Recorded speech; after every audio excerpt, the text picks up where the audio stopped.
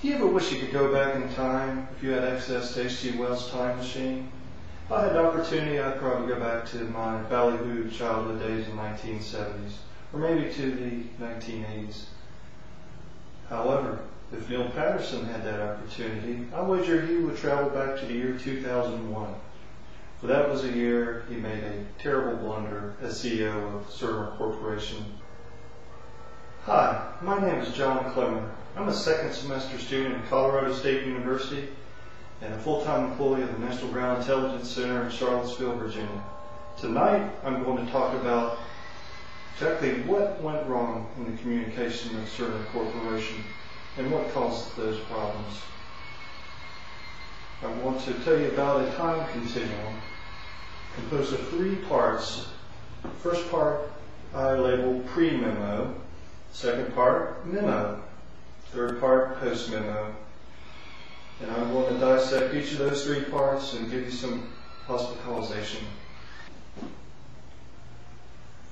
On 16 March 2001, Mr. Patterson arose early, worked at home a little bit, and then went on his way to Kansas City to his Cerner offices. On the way up to the 6th floor, he engaged in conversation with the receptionist. She reinforced his previous opinion that the work ethic at Cerner Corporation was in decline. Now, what led him to come to such a decision?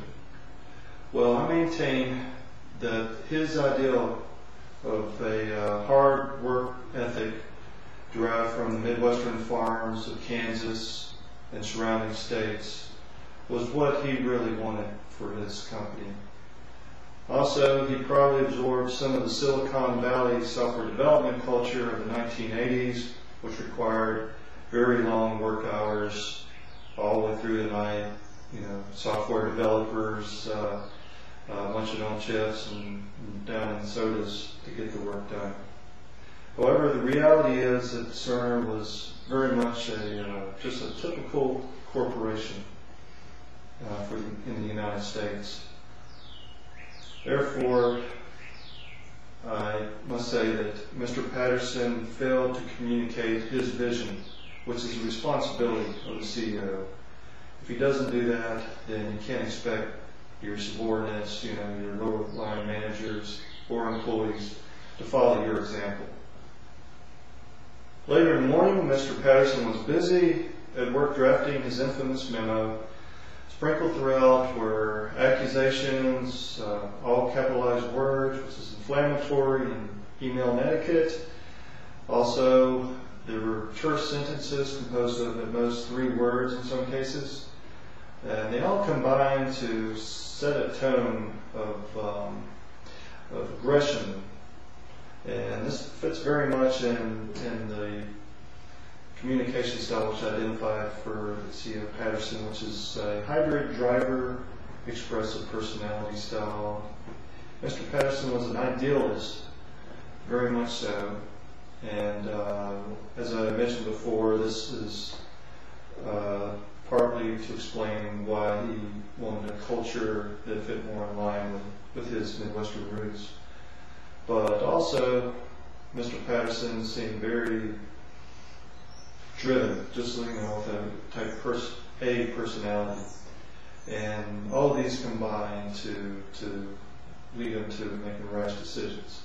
Even though he did have 2 assistants and a secretary read over his work, obviously his personality and communication style must have intimidated them, because I looked at the actual full document and not only was there bad grammar and misspelled words, but obviously you would think between the other 3 that someone could have made a suggestion. Mr. Patterson failed to use the correct type of communication. He used direct instead of indirect. Direct should never be used with a negative message, as was the case here. Additionally, Mr. Patterson failed to analyze his audience. Obviously, he should not have sent the message to all 400 of his managers. The possibility of it getting out like it eventually did was just too great. So you made another mistake there. So that brings us to the final phase of our time continuum. Actually, right after the message was sent, internal feedback began to flow back to Mr. Patterson. Some of it was actually positive, some of it negative. I imagine the communication styles of the recipients had something to do with the tone of the feedback.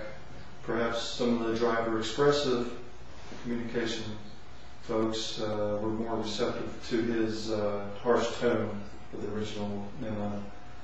But nevertheless, the message was posted out there on yahoo.com 8 days later, and it was within one day that the ripples started moving on Wall Street. Cerner stock started being traded at a higher volume. 3 days after the posting on Yahoo, the stock volume trading had actually multiplied 6 times over, which is really astonishing.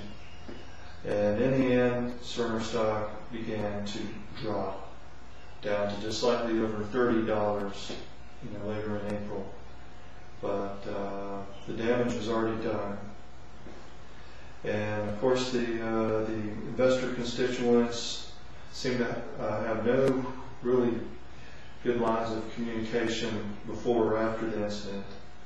And this led them to believe that the company was in some financial trouble and weren't going to meet their obligations for the quarterly forecast.